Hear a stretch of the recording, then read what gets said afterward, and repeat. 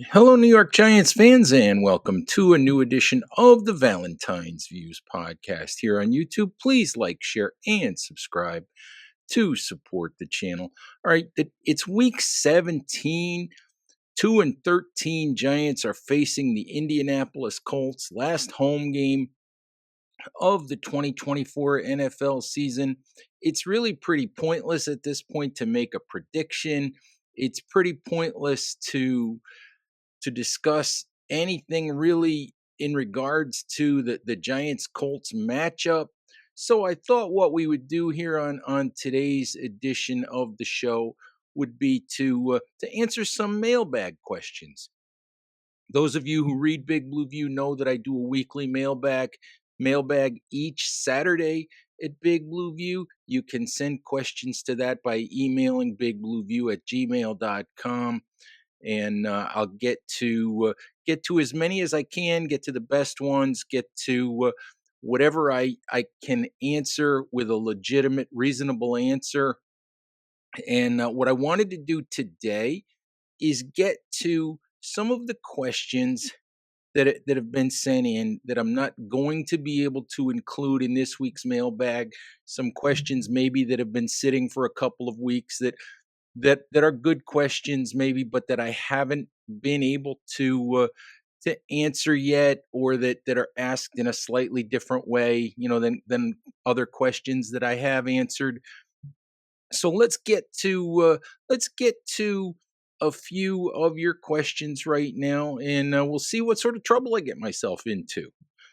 All right, Matt Falconer and Bruce Noble both are asking in different ways. They're asking about signing Minnesota Vikings quarterback Sam Darnold in free agency instead of drafting a quarterback.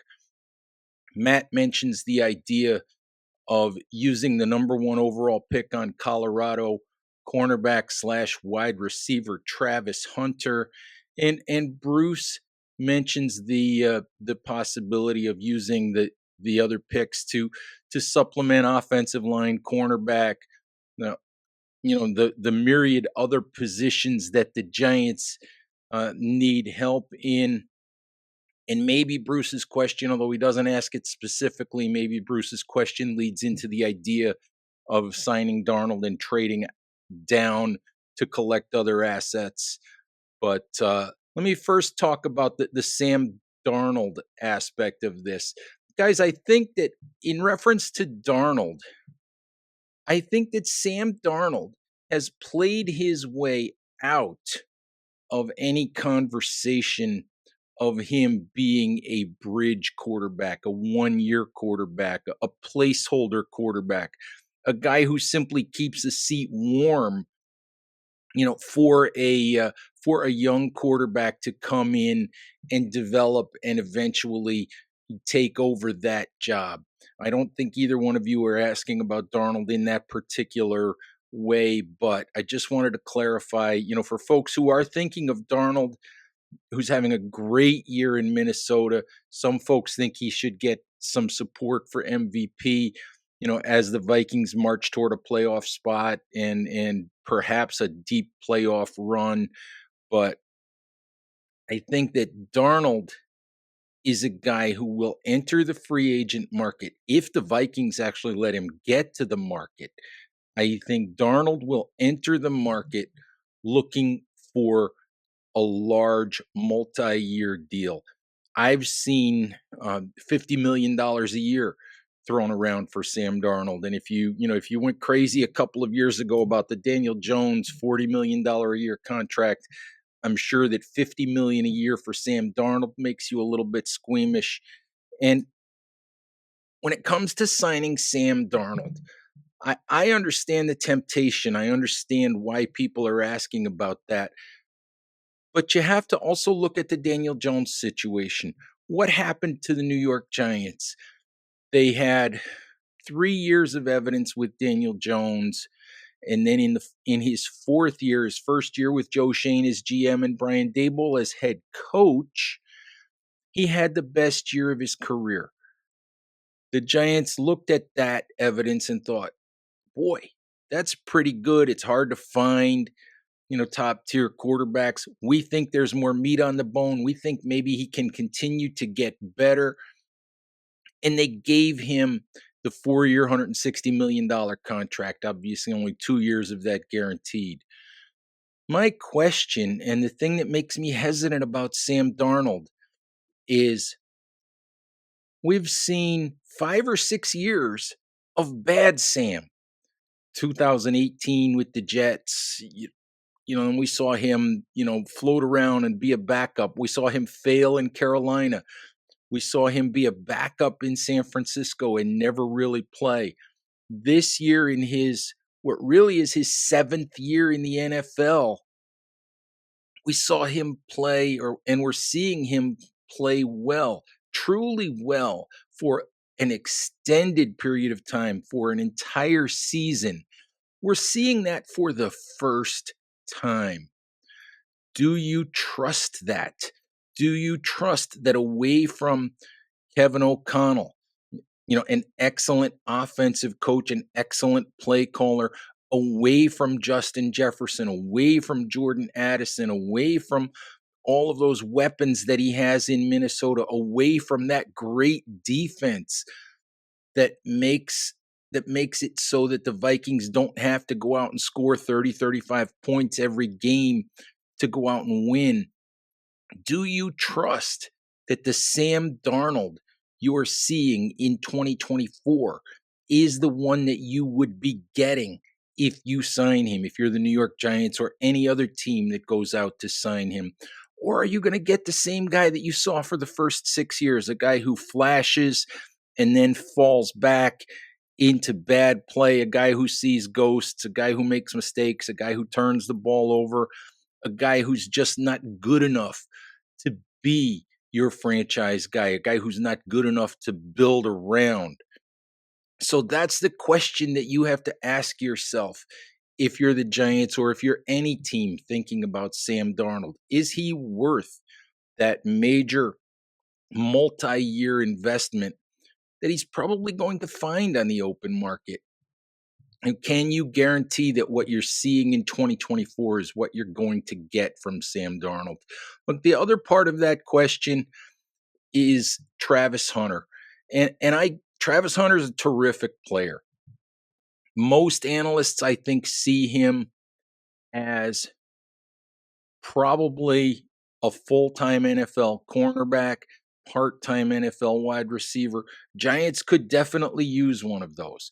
Look, if you want to go out and sign Sam Darnold, if you do that, I can see drafting Travis Hunter. But the other thing that I can see, and the thing that I would probably push for, to be honest with you, is, as Matt says, there are a lot of different areas where the Giants could use help. I would say if you're not drafting a quarterback, trade out of that spot. Trade down a few spots in the first round. Pick up a couple of extra assets. Pick up an extra first round pick in 2026 if you can get one. Add some assets. Get multiple players. Get an asset you can use early in 2026. Maybe if you needed to make a move for a quarterback at that point in time. I don't know what the situation would be in 2026. Maybe you sign Sam Darnold and he flops and you're back in the market. So who knows? But I think if I'm signing Sam Darnold, if I'm taking that risk, I'm looking to move that number 1 pick or number 2, if that's where the Giants wind up in the draft, provided, of course, that they maintain that number 1 overall pick that they currently have. But I think that's what I'm looking to do, is trade that pick, move out of there with a quarterback desperate team, with a team that loves Shadur Sanders or Cam Ward, collect some assets, and try to build this 53-man roster that has some good players on it, but still has a lot of holes. And obviously, as we've seen throughout 2024, needs more depth. All right, let's get to another question. Walker Joyce says, Ed, it's time for you to choose a path forward. What do you really think? Do you think the Giants should keep the current regime or burn it down? Those are the choices you've given yourself, as it's clear that you don't recommend dividing the baby. And of course, Walker is right. I really don't recommend dividing the baby, as in firing Brian Daboll and keeping Joe Shane.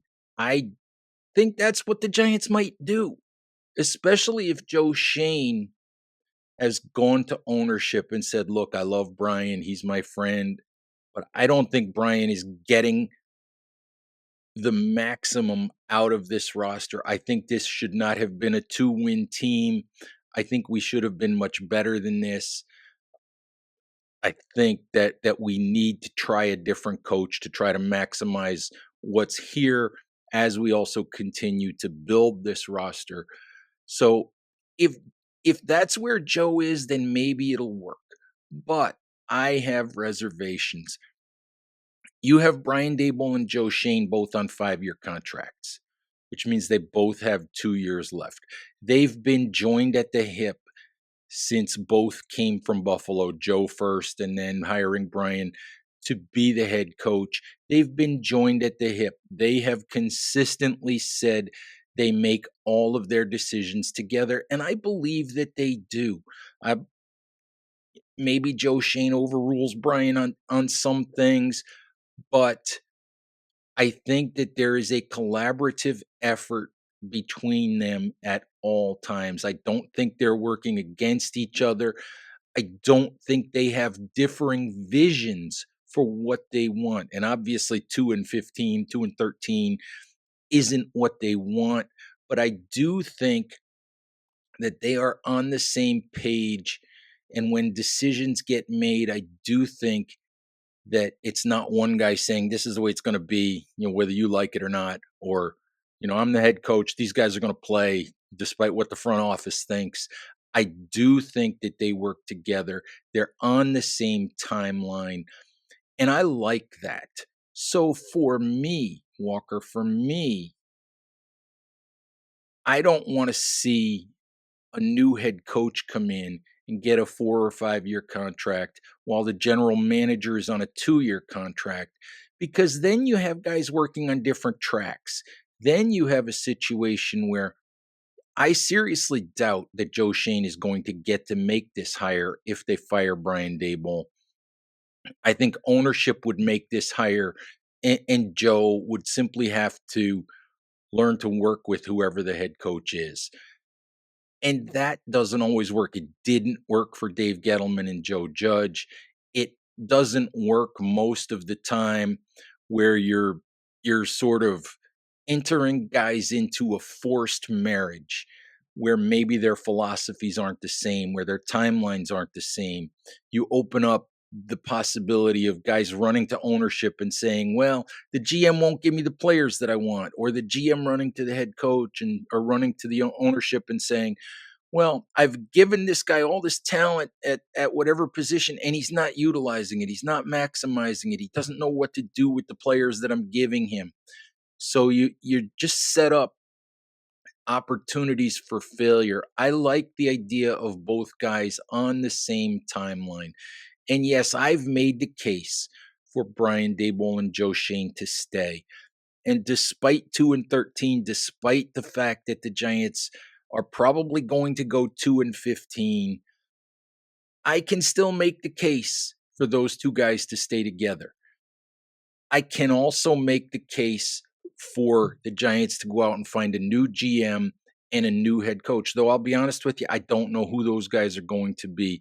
There's no guaranteed slam dunk general manager out there who hasn't either never been tested as a GM or failed, in a job as someone else's GM. So there's no slam dunk out there as a general manager.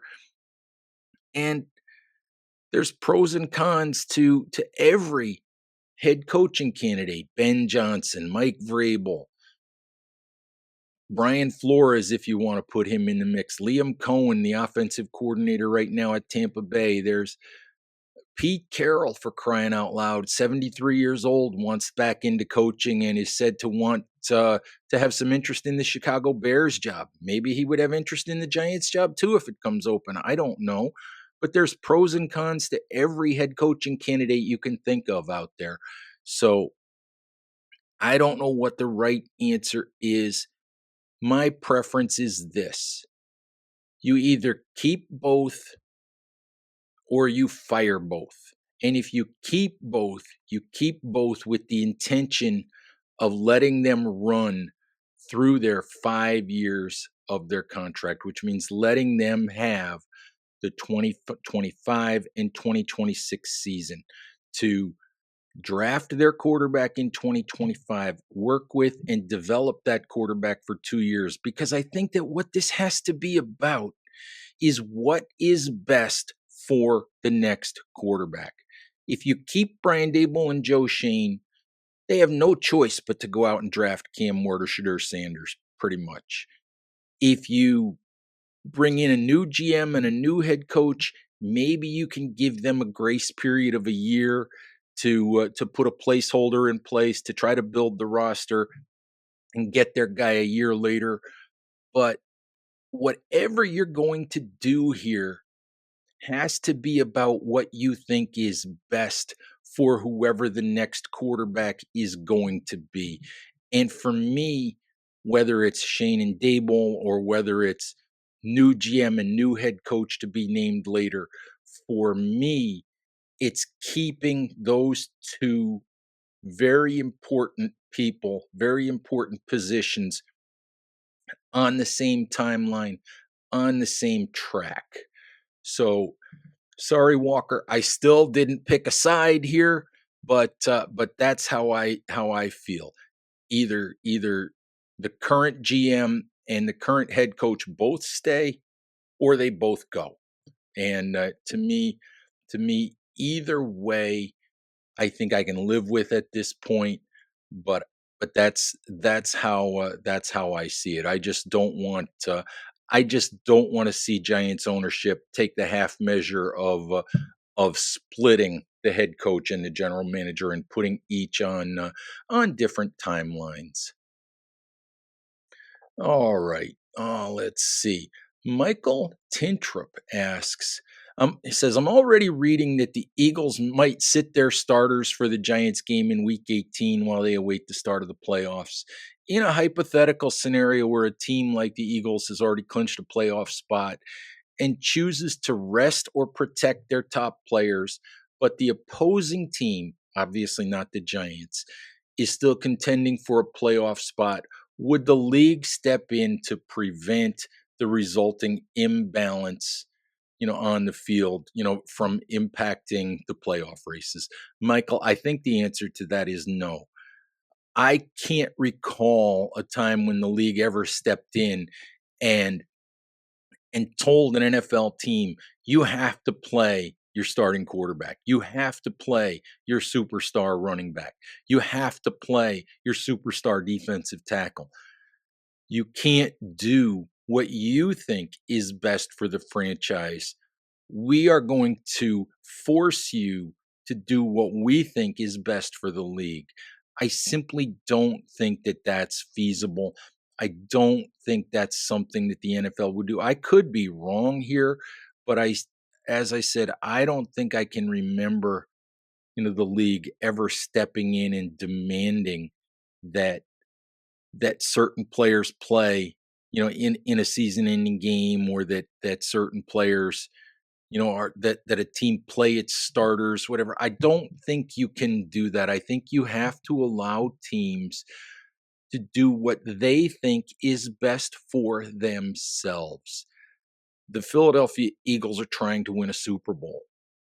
If the Philadelphia Eagles think that the best thing for them to do is to rest Jalen Hurts, who's coming off a concussion, and I'm not sure if Hurts is even going to play this week because of his concussion. If they think it's best for him to sit for another week, then they should have the right to sit him. If they want to play Saquon Barkley in an effort to get him the all-time single season rushing record, fine. If they don't want to play him, they have the right to do that or should have the right to do that without the league saying, "We want to be able to market the league rushing record, so he has to play."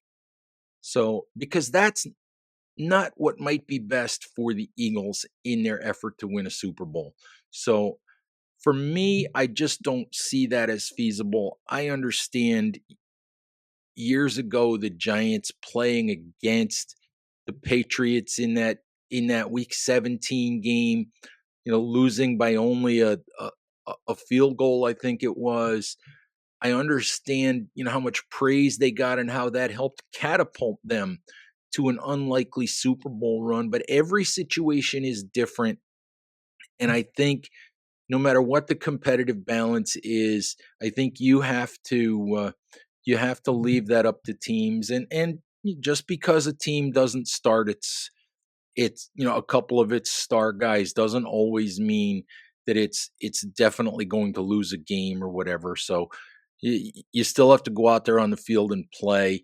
So I just don't see that particular scenario as a place where the league would feel comfortable stepping in. All right, let's do one more question here. George Field wants to follow up on some things about Brian Dable and Joe Shane that I had talked about in a previous mailbag. George says he thinks that it's safe to say that both Joe Shane and Brian Dable benefited more from being in the Buffalo Bills organization than those two actually helped turn the Bills into a winner. Um, his ultimate point is about Joe Shane, and he says he sides with folks who want to keep both guys in place, but he also says in terms of keeping Joe Shane, should his 2024 draft carry more weight than anything else? So look, I mean, it's kind of a convoluted question from George, and I'll take a couple pieces of it. I don't know specifically how much power Joe Shane had as assistant GM to Brandon Beane. I just know that he was exposed to everything that a general manager has to do. He saw how Brandon Beane, one of the best GMs in the business, does things. He was consulted probably on every major decision that the organization made. And as I said, the assistant GM doesn't make any decisions in the end. So we don't know how much pull, how much authority he had. We don't know if in certain roster moves, if Joe had a voice in helping change Brandon Beane's mind, or had a voice in helping to convince him to make certain decisions. And in terms of Brian Daboll, the did Brian Daboll have more impact on Josh Allen, or did Josh Allen make Brian Daboll thing, is one that still goes around and around. And I think both men benefited from each other. I think they were a good marriage in terms of personality, skill set, in terms of Brian Dable, what kind of coach he is. Um, what I know is that when I talk to people who cover the Bills, when I talk to people who follow the Bills, there is still a tremendous amount of love and respect in Buffalo for Brian Dable, a tremendous amount of appreciation there for the work that he did. There are people in Buffalo who would love to have Brian Dable back. If the Giants fire Brian Dable and Joe Brady, the current Buffalo offensive coordinator, gets a head coaching job in this upcoming cycle, there are people in Buffalo who would pound the table and would love to see Brian Dable go back to Buffalo. So I don't know who had more to do with what, but I just know that both of those men are deeply appreciated in Buffalo. And, whatever they did, what they didn't do, I can't speak to exactly, how that all worked out. I just know that both men are still deeply respected, deeply appreciated with the Bills. As for Shane's 2024 draft, I think that if Joe has to go to John Mara and do a and make a pitch for why he should stay, his 2024 draft is front and center in that pitch because every player in that draft, and this is pretty much unheard of in draft cycles because you always miss on a couple of guys, but every player in that class, from first round pick Malik Neighbors to sixth round pick Darius Muasau, every player in that class looks like a player who can be a productive part of the Giants' future as they try to get this thing turned around. Joe has made plenty of mistakes. We can go on and on about Evan Neal, and we can argue about the Jones contract, and we can argue about Saquon Barkley, and we can argue about all of those things. And I would even argue that as good a draft as he had in 2024, the holes that I would poke, there still isn't a quarterback, a young quarterback in New York, and there isn't enough depth on the offensive and defensive lines. We can talk about the reasons for that, but when you look specifically at the players that Joe Shane drafted in 2024, all six of those players are going to be good, solid NFL players. I don't think anyone can kick about the results of that draft class, and it is definitely a selling point for Joe Shane. And obviously, if he can continue to match that level of success for a couple more drafts or something close to it, you're going to miss sometimes. You'd rather miss on a fourth round pick than miss on a first round pick. It hurts a whole lot less if your fourth round pick doesn't contribute.